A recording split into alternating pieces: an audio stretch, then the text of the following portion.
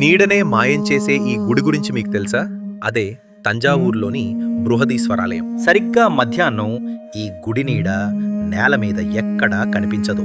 దేశంలోనే అతిపెద్ద ఏకశిలా శివలింగం ఉన్న ఈ దేవాలయం ఎన్నో అద్భుతాలకి ప్రతీక. సుమారు 1000 సంవత్సరాల క్రితం రాజరాజ చోళుడు శివభక్తితో ఈ ఆలయాన్ని నిర్మించారు. 216 అడుగుల ఎత్తున్న ఈ గోపురం పైన 80 టన్నుల భారీ రాయిని అమర్చారు. దీనినే కుంభం అని అంటారు. ఆ కాలంలో అంత బరువును పైకి ఎలా తీసుకెళ్లారో తెలుసా? కేవలం ఆ కుంభం కోసమే 6 కిలోమీటర్ల పొడవైన ర్యాంపును నిర్మించి వేలాది ఏనుగుల సహాయంతో దాన్ని శిఖరం పైకి చేర్చారు.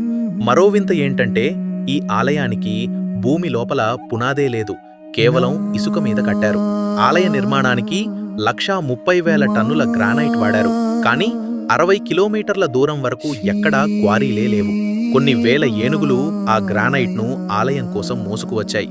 6 పెద్ద భూకంపాలు, సునామీ వచ్చినా ఈ ఆలయం ఇంచు కూడా కదలలేదు. పరిశోధకులకి అంతుచిక్కని రహస్యం ఏమిటంటే పునాది లేకుండా ఇంత పెద్ద ఆలయం ఎలా సాధ్యం? మధ్యాహ్నం నీడ ఎందుకు కనిపించదు? ఇది మన దేశపు గొప్ప కళా ప్రతిభకు నిదర్శనం. కానీ దైవశక్తి తోడు లేకుండా ఇది సాధ్యమా? మీ అభిప్రాయాన్ని కామెంట్ చేయండి. మరిన్ని ఆసక్తికరమైన విషయాల కోసం ఇప్పుడే సబ్స్క్రైబ్ చేసుకోండి.